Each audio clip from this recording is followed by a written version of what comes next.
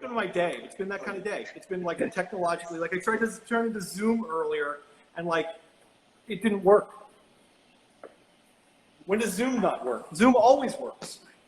Yeah, we've had that kind of week actually, so we're good.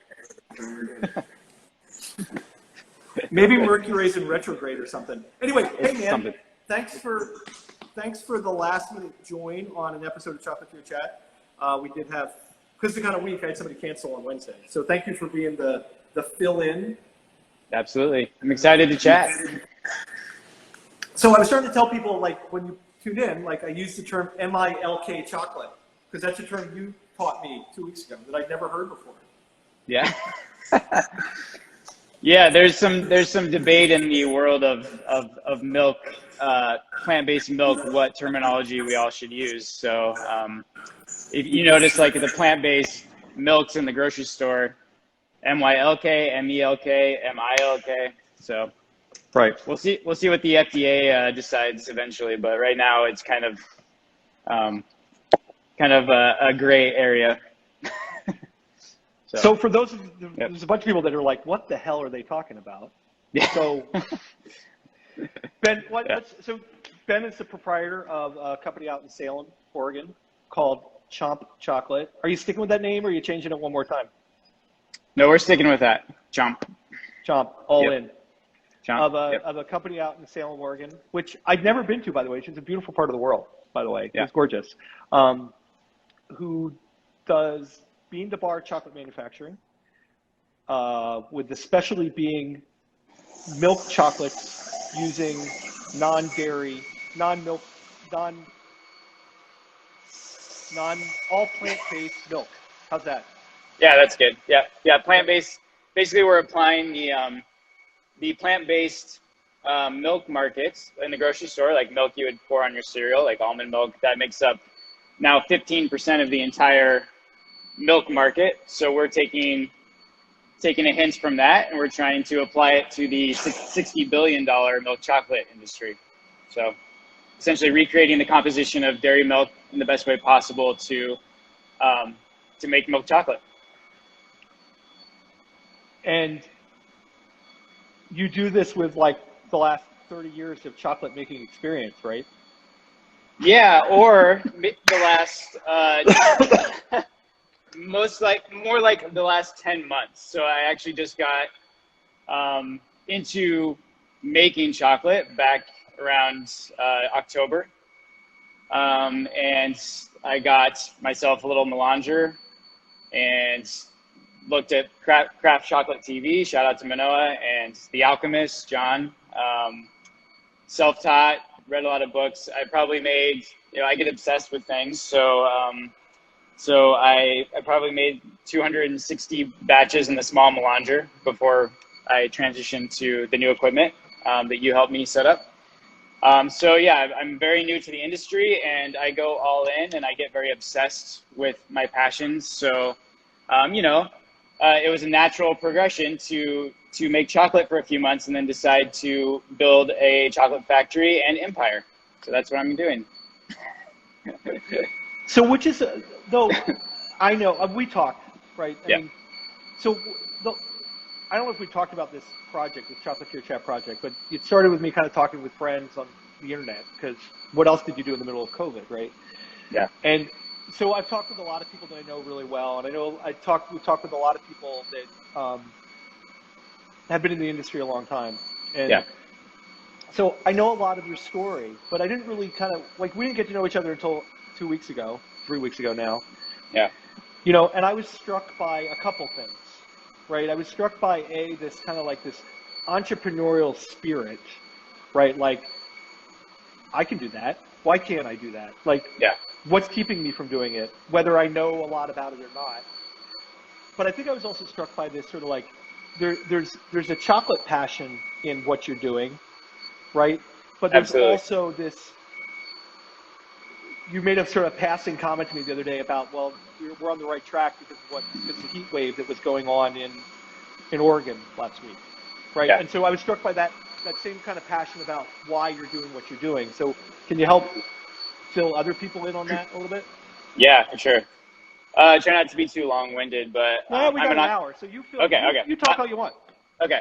I'm an entrepreneur at heart. I've never had a problem asking questions, inviting myself to be a part of something, and just sending an email out to a random Broadway producer one day. That's because I've always, I was a theater kid growing up. I wanted to get into the Broadway industry. Why not email a Broadway producer? He emails me back. The next week, I'm flying out to New York, investing, and eventually producing Broadway shows. So for some reason, I was just when I was a kid, I was selling baseball cards, I was selling candy on the bus, so I've always been an entrepreneur, business-minded, and never afraid to, just because I'm not considered an expert at something, to teach myself and to, put myself in an experience where I become educated and can learn these new skills. And I like to do a little bit of everything.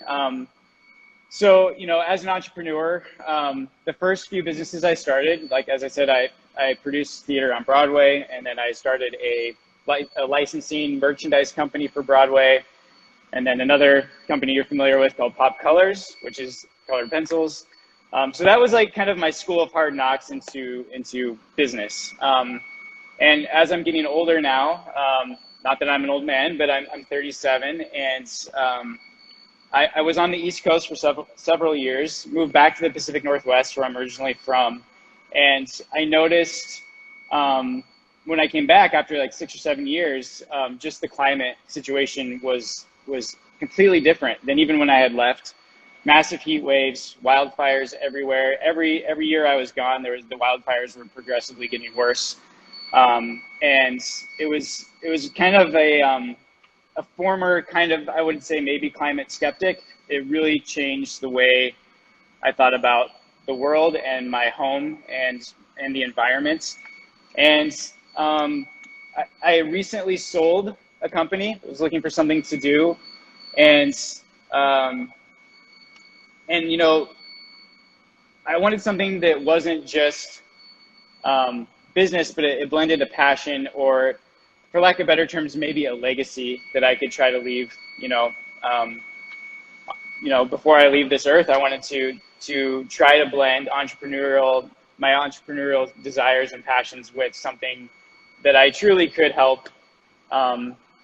With the climate situation, and chocolate got on my radar initially because I lived a couple hours away from Hershey, Pennsylvania, and Hershey chocolate, it is what it is. But I think what really fascinated me was Milton Hershey, the creator, the founder, and his entrepreneurial, like, utopian ideals and what he created. And in a world pre-labor laws, with you have the Rockefellers, the Vanderbilts, and all that stuff going on, him choosing to try to do things better and different. And he essentially, even though Nestle and all these guys were making milk chocolate, the first, milk chocolate overseas, Milton really brought it to America on a major level. So he essentially brought in the era of milk chocolate to the United States, and he gave all of his company to the Hershey Trust, which has the school for orphans. And I guess for me as an entrepreneur, it gave me a sense of capitalism meeting trying to do the right thing. Of course, you can never do the right thing completely, and there's always things that are debatable or questionable about every person's life. But that really inspired me. So I guess more than the chocolate, that inspired me. And it wasn't until I was back in the Pacific Northwest where I realized that this climate thing is happening, and the carbon footprint of greenhouse gases from cows and dairy farming, it is a big deal. I became a vegan and got very passionate about climate change and that lifestyle. And then I saw the opportunity. Hey, Ben, yeah. it took you 11 minutes to say you were a vegan. I'm proud of you. Yeah. Thank you. Usually, don't you? I mean, aren't you supposed to lead with that? Isn't that like the opening salvo in these conversations? I'm trying not to lead with that, because I want people to know that I'm a real person before that I say that. That's back to it. By the way, that was, for everybody else's benefit, that was a little joke that we shared in my trip to, I wasn't just like casting aspersions on you. I will do that later, but you know. Yeah, no, I remember you. I remember you saying. By the way, did you know I'm a vegan? No, I didn't. Okay, cool. Did I not say that?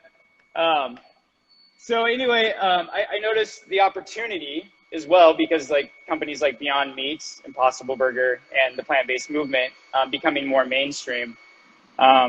So basically, that's when everything clicks. Like, okay, climate change, you know, the entrepreneurial opportunity, Beyond Meat, plant-based movement, and then immediately I went back to Milton Hershey, and then I was actually on my way to a drive-in movie. I'm almost done with this story. And I really wanted some like milk chocolate. And obviously as a vegan, that's pretty hard. And I wanted, you know, just something that satisfied my craving. I like dark chocolate, but I wanted something that was just like a grab and go, you know, not a big commitment. And I realized, wait a minute, there's all this plant-based milk on the shelf. Climate change is happening. There's obviously the plant-based thing is going more mainstream right now. I don't think it's going to change. Why hasn't this been applied in a more mass market way to milk chocolate? And so that's kind of when I bought the melanger. I dove right into it and started making chocolate. As I started making chocolate as an entrepreneur, that's what led me to it. But as I started getting into the world of chocolate, I became very passionate about the actual craft and about the supply chain, the sustainability, and the ethics of chocolate, and realized I don't just want to buy chocolate paste from some random company and make my plant-based milk chocolate, because I would only be solving the milk problem, not the ethical problem of cacao. And so my mission then became two-part, which is vegan milk chocolate and try to get the most ethical cacao and a sustainable supply chain that we can take to a bigger market, see how far we can take it, brand it completely different, brand it for kids, brand it for the mainstream. My dream is that our chocolate is bean to bar, made with direct, fair trade ingredients, and we're in 7-Eleven. That's my dream. Because to me, that means we are making ourselves accessible to the mainstream market as an alternative at a price point where, because of how much we're doing, they choose us, even if we're a little bit more than the other guy because of what we're doing. And instead of starting at $8 or $9 a bar and hoping everybody joins us, we actually want to take market share away and lose money if we need to force the other companies to have the minimum standards that we have, and everybody come up. And that's the stupid probably thing that I'm doing. But I want our chocolate to be $2 a bar or less, but we're using the same techniques as craft chocolate. So Yeah, I mean, there's a lot there, right? I mean, Yeah. I think our industry, you know, has always walked a fine line on some of those conversations, and I think the easy thing to do, you know, and I'll do, but I'll speak for me. I won't speak for our industry. Is to kind of like, I'm not going to look in that corner over there, right? I'm not going to look in the corner about sourcing, you know, and I'll poke holes in the problems with the ethical sourcing as opposed to looking at the problems in the less ethical sourcing, right? You know, I just saw a person just hopped on, good friend Eric Case, who, you know, this conversation's right up his alley, right? I mean, trying to find ways to drive value into products that are better for our world and better for the people is always a challenge, right? Yeah. You know, no matter what food product. I mean, chocolate definitely has its own unique set of challenges, but you know, it's just it's hard, right? I mean, it's a hard thing to confront, and to me, I think what I was struck by when I was there with you was your all-in commitment to those statements. I mean, you know, everything you just said there, I think you're putting into action in that facility that you built, right? Yeah. To us, it's there's so many, there's chocolate everywhere. I mean, there's not a shortage of chocolate companies or chocolate products. So if we can't do it the way the mission says, then there's really no point. And that doesn't mean that, look, fair trade, direct trade, you can poke, like you said, you can poke holes in all those models, but what is the lesser evil at this point, and what can help us transition to even better? Like, can we set a higher, lower standard and force people that are not looking at all into this into at least taking a look and having a lower or a higher, lower standard? And I think the only way to do that is to accept some of the problems that still exist in these models like direct and fair trade, and at least say we're going to stick our flag in the ground as that being our very minimum that we're going to commit to the consumer. And that's the other thing is, like, consumers want to do the right thing, but if there's a chocolate bar that's 80 cents and there's a chocolate bar that's $3 and they're just trying to grab and go on a road trip, you know, chocolate is a false sense of what chocolate really costs.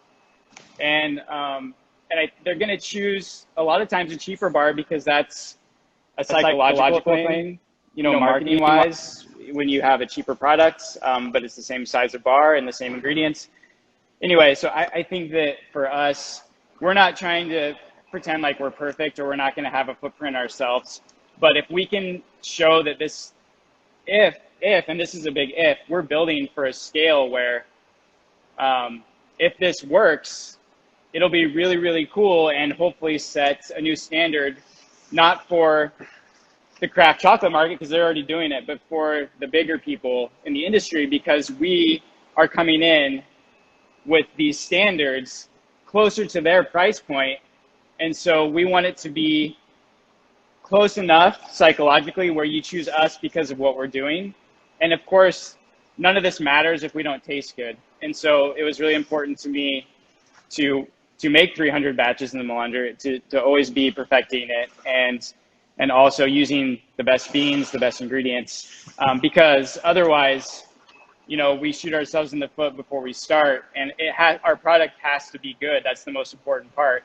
Right. So anyway, yeah, so I think that we're trying to lift from the bottom, not be up here and tell everybody to come up to us. And there's nothing wrong with that, but I just saw a hole in the market of like getting kids and parents and not feeling like their chocolate's an investment, but also teaching them that, yes, we're closer to this lower price point, but this is the reality of cacao and what's happening and what chocolate really costs, not for just our pocketbook, but for the environment and for the current supply chain. And so I think it has to taste really good. And then if it tastes really good, the educational opportunity is there. So that's what I really believe. Yeah, I mean, I think what's interesting is that I knew Eric was going to have a comment, by the way, somewhere, and we'll get back to that train of thought. You wanted me to taste, right? That was kind of like, you know, hey, look, this is what we're doing. Yeah. And I was surprised, don't take this the wrong way, about how A, good the product was, and B, how closely it mirrored a conventional milk chocolate, right? Yeah. And I think that's a testimony to a couple things, but I think it's definitely a testimony to some of the work that the groundwork that you laid to get to that place that we were at, but also that the technology has moved, right, in that non-dairy or in that non-animal based channel, right? Yeah. It's a different world than it was 24 months ago, let alone 10 years ago, right? Absolutely. And can we talk? Am I allowed to talk a little bit about how you do what you do? Yeah, of course. So you're using primarily cashew. Yeah. Right? So we substitute for the milk portions. Yeah. So first of all, I'm not an expert, and you know the last thing I want craft chocolate to think is like, I can come in here after 10 months and be an expert. But I really get obsessed. I feel like I really do the work, you know, with educating. And I think that for us, you know, since we're specializing in a milk chocolate, you know, I've made like 1 or 2 batches ever of dark chocolate. So I've really just been focused on this mission.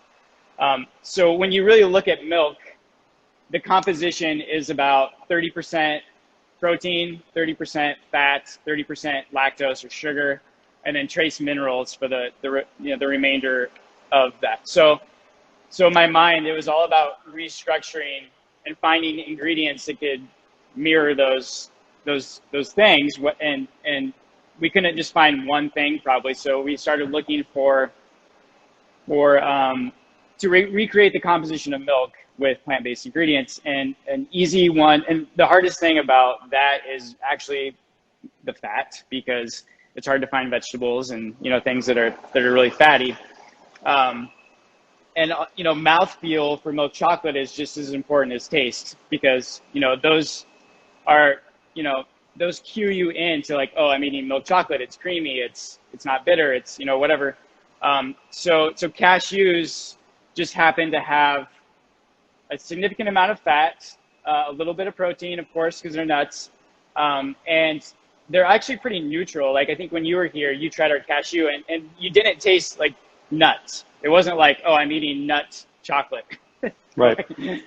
So you see them as a replacement in a lot of things like cheeses that are plant-based and sour creams, because they get really creamy. They're kind of a neutral flavor and they're soft. And so when you combine those with the right amount of cacao butter, you can get a good temper, but something that, you know, as soon as it hits your mouth, has the milk chocolate feel, where the cream and everything tastes the same. So essentially for our flagship milk chocolate, it's made with a cashew base. And then a few other little things in there to give it, you know, the structure of the composition of milk. And then another one we're really excited about right now, I guess I'll spill the beans, so it's out there. But So, well, this is a chocolate conversation. Yeah. So a lot of people have not heard of tiger nut, but tiger nut is a tuber. It's a vegetable that grows on the ground. And as a vegetable, whatever the percentage you're dealing with is, about a little bit over 30% is fat. So for a vegetable to have that much fat is pretty insane.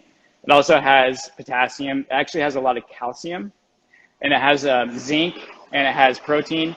So tiger nut is kind of it's really giving cashew a run for its money right now. And it also makes up more of the elements of milk without adding other ingredients. So the feedback so far is the tiger nut is almost on par with the cashew. Plus, the benefit of tiger nut is it's actually not a nut. It's called tiger nut, which is unfortunate, but that would give us a dairy-free, nut-free, soy-free, palm-free, but really tasty chocolate. So that's exciting. And so what we're doing with those is we're, of course, offering like the basic bars for like, you know, just eating or your s'mores or whatever, but then we're also using those as bases for candy bars and peanut butter cups, and trying to recreate some of our favorite things in a bean-to-bar, vegan, sustainable way. And our branding and everything like that is definitely more, for lack of better terms, mainstream for kids, inviting.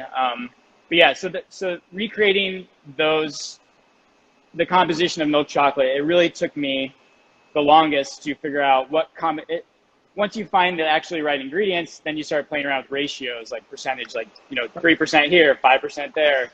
You know, tiger nut, we use tiger nut flour, so you can't just take like a milk chocolate recipe from a manual and be like, okay, I just apply this exact amount, and then I have my fat replacer and all this stuff. We really didn't want to use like vegetable oils or, you know, palm oil or anything like that. So it's finding the right, once I actually found the base, like cashews or tiger nut, then it took me several months to like figure out how to work it in without it tasting powdery or too nutty or floury. So anyway, so those are our 2 chocolates right now. Those are our base chocolates, and then we're going to build out from there essentially with our candy bars.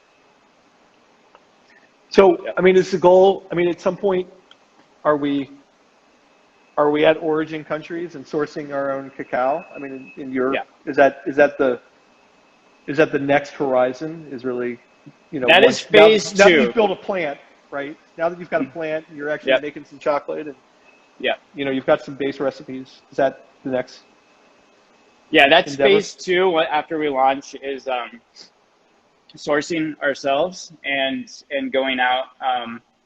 We got to prove the business model first to get to that scale. So we gotta hustle and sell a lot. And we're opening a retail side, so we're gonna do tours and tastings and things like that as well.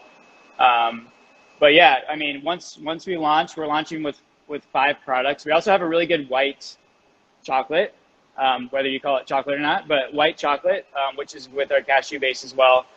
Really excited about that. It's super good. So we're launching with 5 products. To sell online, we're getting hopefully distribution, grocery store, things like that. And then phase 2 would be proving the business model. It's going to Peru, hopefully, because I love Peruvian as an origin for butter and beans. That's just my favorite in general. I've tried a lot of varieties from Peru, and that's just I think where the milk chocolate thing is for me. That's like what we want. Not to say I won't use other stuff down the road, but phase 3, and this is the most ignorant comment I'll probably say on here. Maybe, I hope. You have 30 more minutes. Like, you got all kinds of time to say something like, Okay, cool. ignorant. Okay, phase 3 for me, and this is without, I mean, my cacao knowledge is still 10 months, no matter how much I've done. I've been to cacao farms now, and I know the nuances of growing to a certain extent, and midges and how tiny everything, I know this stuff, but my phase 3 is to grow cacao vertically in the United States indoors. So that's my phase 3. There's a cacao tree growing in Buffalo. There you go. Yeah. So, I mean, it's at the, Yeah. botanical gardens, and there's one. Yeah. But, Yeah. if you can grow cacao Yeah. in Buffalo, you can grow Yeah. cacao anywhere. You got to. And part of the ignorance is not only the agricultural aspect, but it's also like, is that what we really want, or do we just want to find a way to get the system with the farmers that exist in a better place? So I don't want to act like let's forget the farmers and let's forget all this. But I think,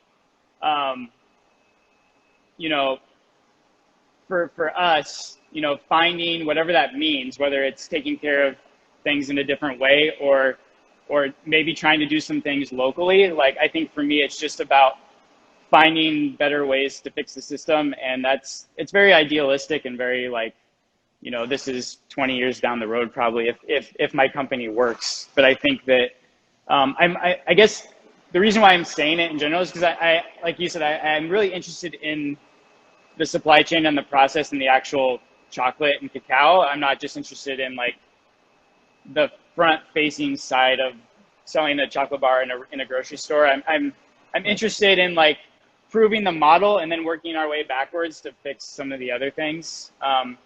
And obviously I'm an entrepreneur. I like to sell, money's cool. So I'm not going to pretend like I'm just doing this out of the goodness of my heart, but I can say that I am doing it because I really believe and I'm passionate about the earth and the climate and the farm, and treating people with decency and respect. And I think that that's.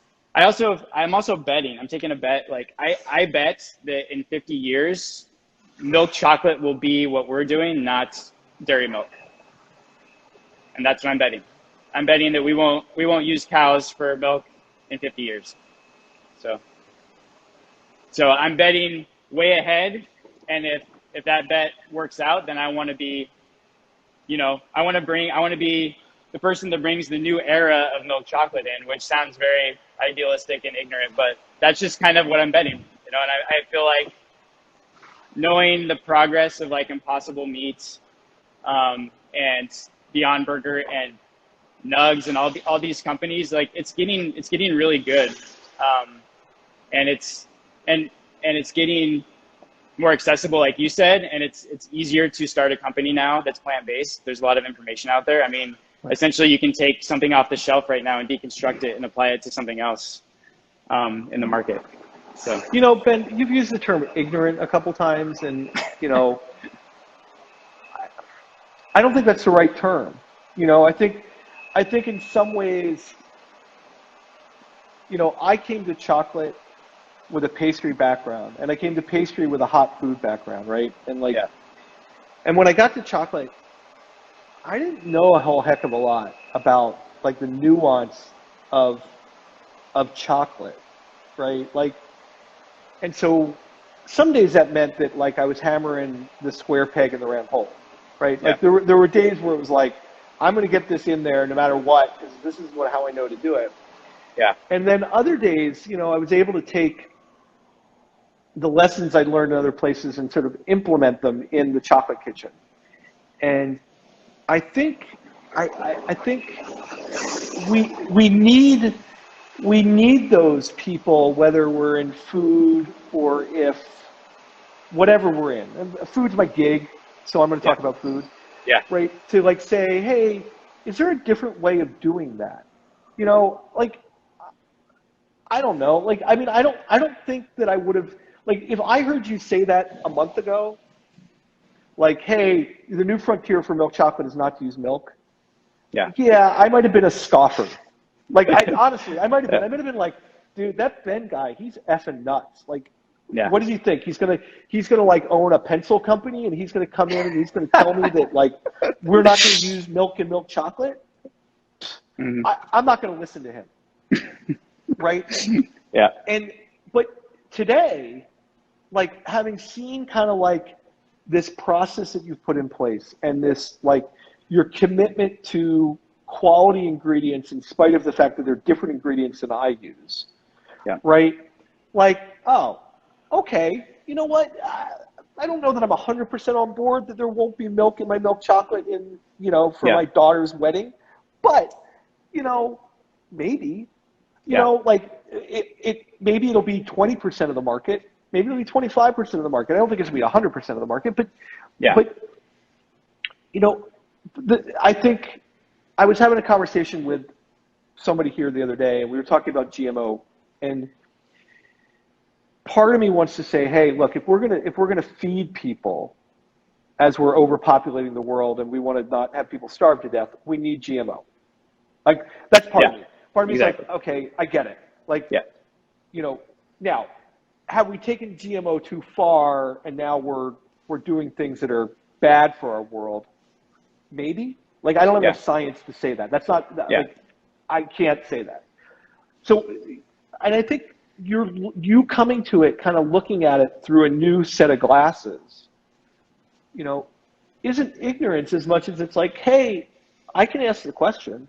And if I'm willing to put my own butt on the line, right? I'm willing to, like, you know, the check you wrote us at Tomrick was your check. Right? It wasn't a check from somebody else. It was a check that you earned by working hard in other industries. You know, I'm not going to argue with that. Like, I'm not going to argue and say, you're crazy. I mean, you might be about this or something else, but I'm not going to say that you're crazy just because you think that there's a space for a plant-based milk chocolate in the mainstream. Right. Well, yeah, I mean, I've put everything on the line here, really. And I like to ask myself this question too. So it's just a question. Knowing the kids and what environment they're being raised in today, in 3 generations from now, if we have something that tastes exactly like the composition of milk chocolate, but is not with cows, what would they choose if things keep progressing?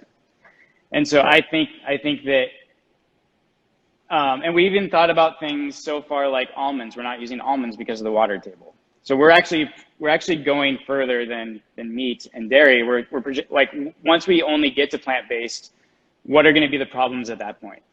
And I think that's why we want to do an oat chocolate, because oat, very versatile. You can grow it a lot of places. I just think with what, not even the Gen Z right now, but with what the kids, they're just being born today, what they're going to demand if this climate thing is like, oh wait, this is actually like undeniable from anyone at this point. This is happening, and we can have a milk chocolate. And I'm serious, like it tastes exactly like or better. Then this is just a question. I'm not saying it's going to happen. If that happens, what are they going to choose? You know, that's the question I ask myself, and that's the bet that I'm taking. Yeah, I you know, I have a 12-year-old, right? Yeah. And my 12-year-old, I have pictures of like one of her first solid food experiences in a restaurant with I know you're vegan, sorry, but with an octopus tentacle in her hand. Mm-hmm. And not because she was playing with it, but because she's like gnawing on it, right? So I have this like 14-month-old that's eating octopus. Yeah. And then I had this like 8-year-old that went through this like mac and cheese with ketchup phase. And that was it, right? Yeah, awesome, great. The like culinarian's child eats nothing but mac and cheese. You know, and now she's 12, right? And we're back in that exploration about food, right? And I think I read this great book like 10 years ago that talked about American culture was all about like the guy on his way to work was drinking a cup of coffee and eating a donut, right? Now that construction worker, that working class Joe is drinking a latte and eating a croissant, right? And all that is access, right? So yeah, my daughter went through this mac and cheese phase. God love her, she's out of it.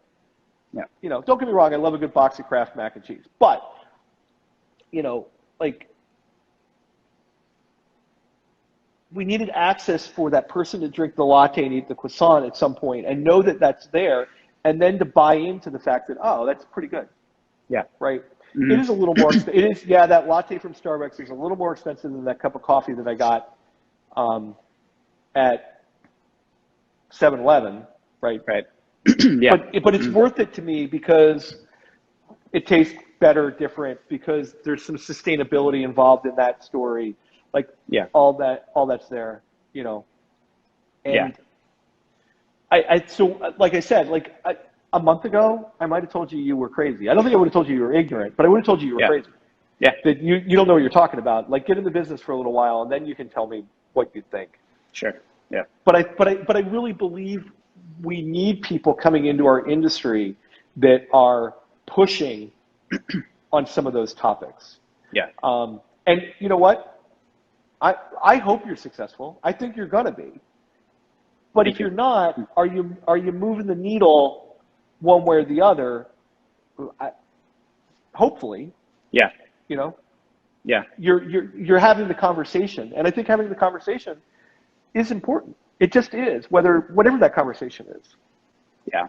And we're happy to be the test dummy because, you know, like I said before, I like taking risks and I love the challenge and the adventure. You know, maybe this model won't work at a certain scale, and maybe we'll have to pivot into more of a, for lack of better terms, traditional small batch craft chocolate company. But what do we have to lose right now? I guess my money, but I'm okay with that to a certain extent. And I think that it's fun to me to be called crazy. I'd rather be called crazy than ignorant because there's a lot of people that were crazy until they weren't, you know.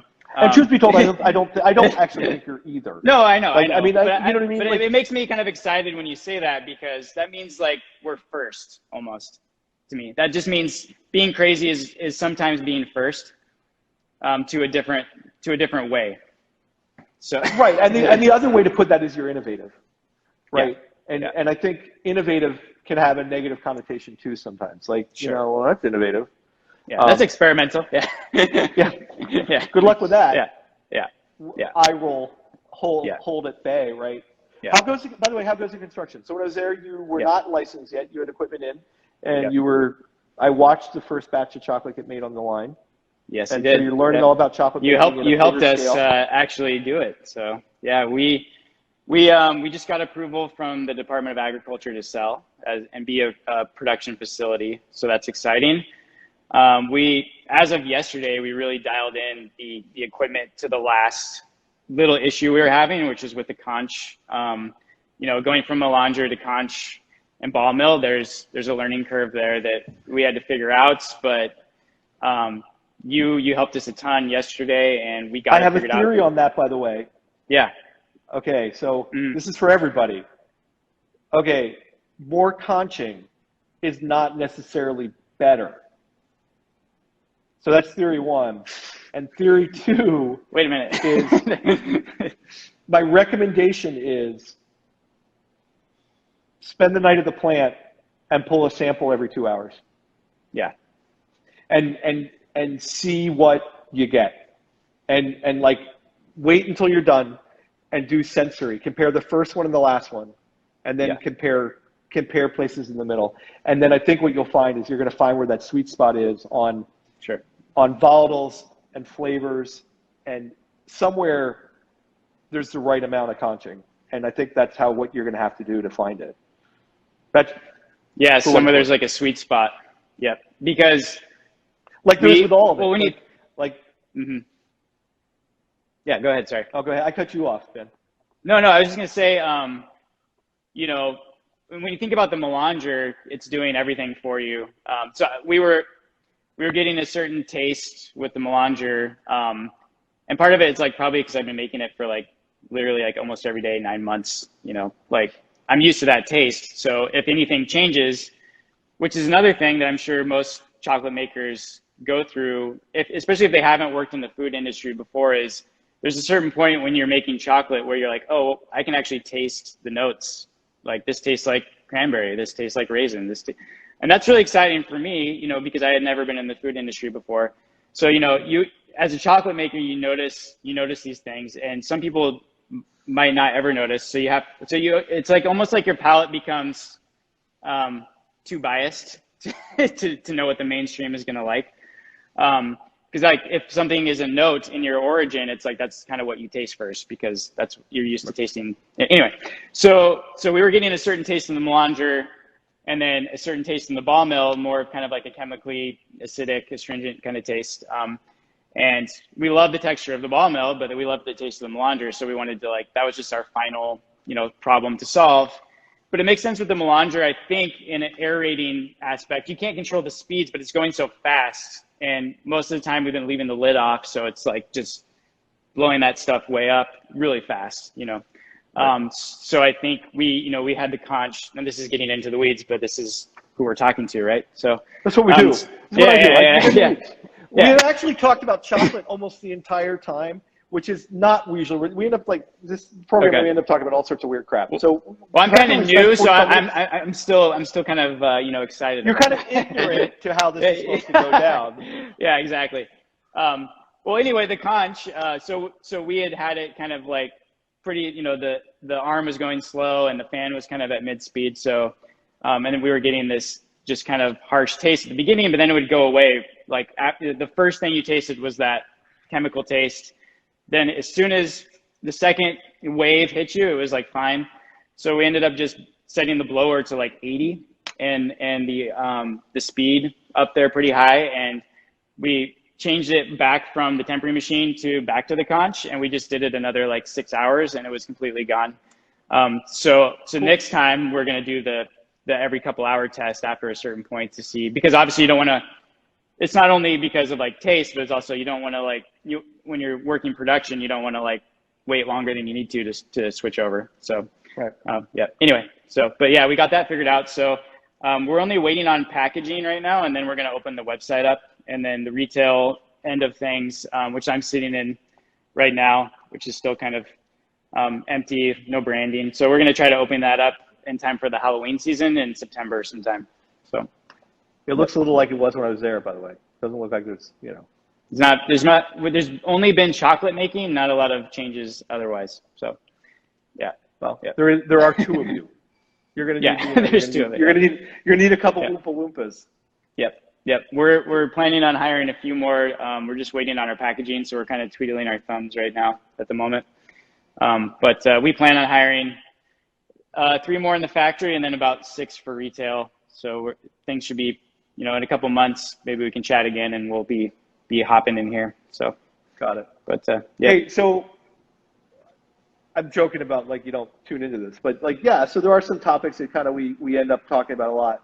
I mean, was food always part of your gig? I mean, like obviously food's important to all families, but I mean, was like the concept of food, is that something that No, it was never no? important to our family or my parents were both career parents, so there was not time to cook or anything like that.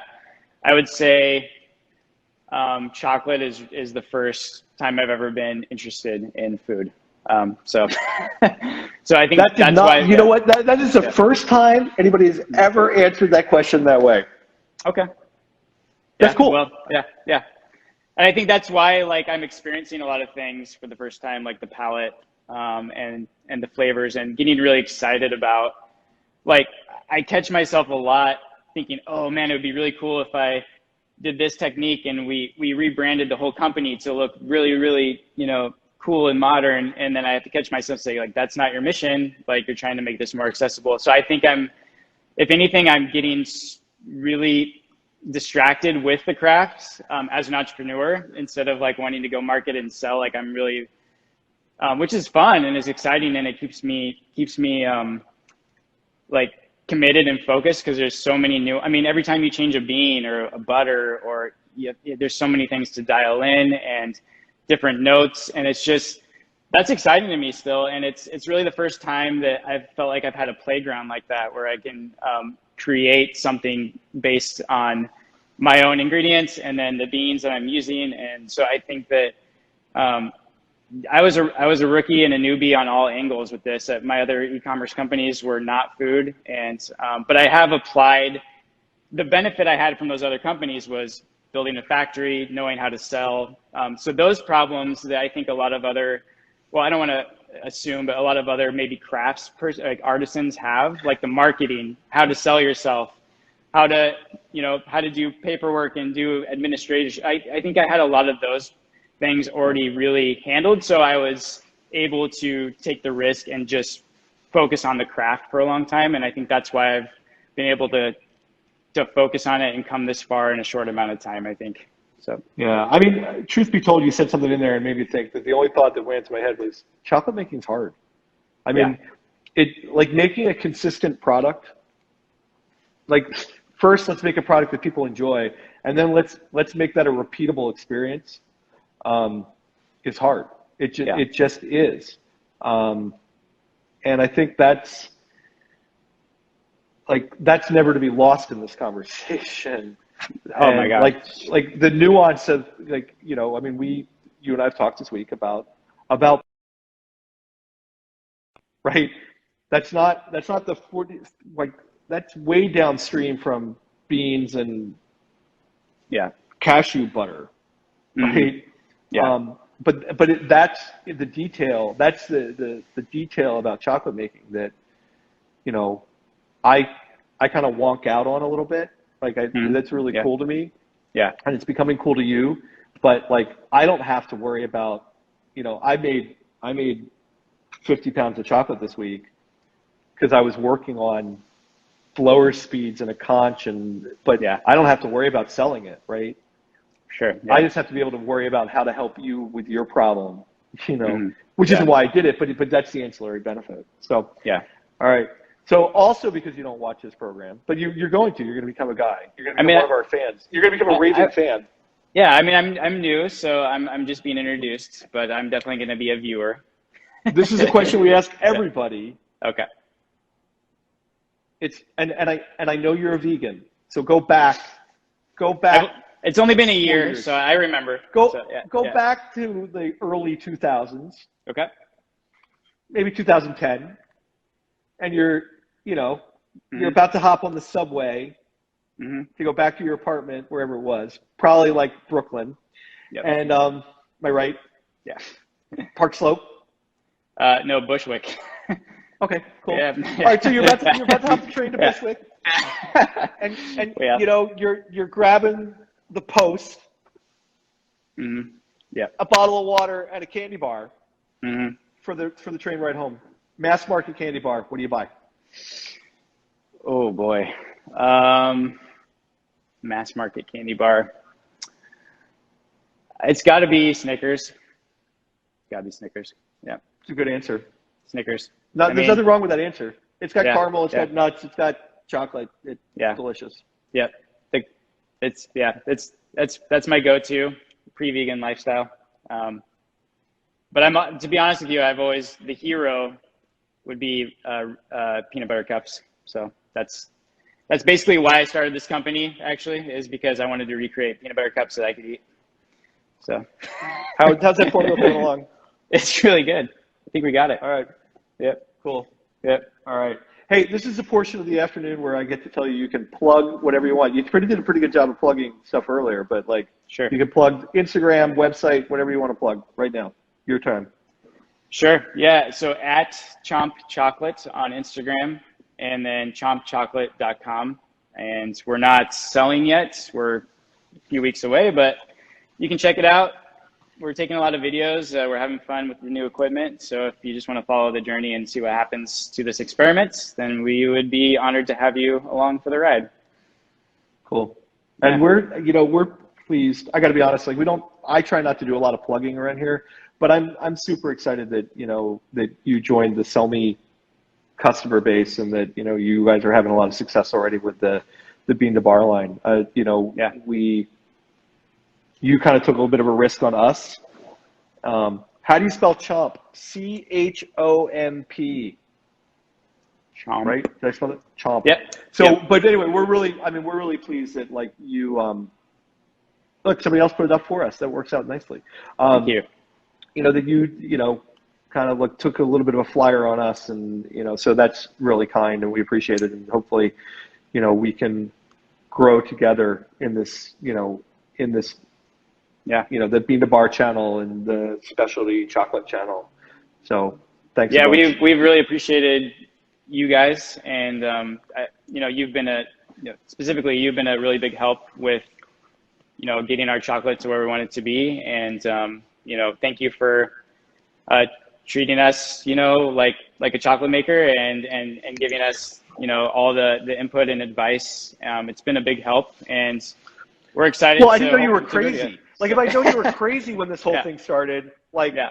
I would have been like, the heck with those guys. I'm not doing that. No. Yeah. That's what we do around here. We're willing to take a flyer with somebody. What the heck? Yeah. Well, it's worked out really well so far, and we love the equipment, and appreciate all of your time. So Awesome. yeah. So Ben, thanks for the last minute sign on today. Appreciate it. Absolutely. It was awesome to hear your story. I am going to plug this video along with any other like Chocolatier chats end up on YouTube at some point. So you can download whatever you want, from YouTube later on. That's to you, Ben. Or Sounds anybody good. can download. I don't really care. But check out previous ones. Awesome. And this is where I'm supposed to know who's on next week, and I don't know. I'm supposed to plug that too, and I'm supposed to plug like our webpage, which is tomwork.com, and all sorts of stuff. But I'm really bad at it. The marketing team was like yells at me later. Yeah. I won't say anything to them. They won't see this, will they? No, because they won't download it to put it up on YouTube later. But Exactly. cool. Hey, you know how to reach me if you need anything. And everybody have a great weekend. And thanks a bunch. Bye, Ben. Thanks, Brian.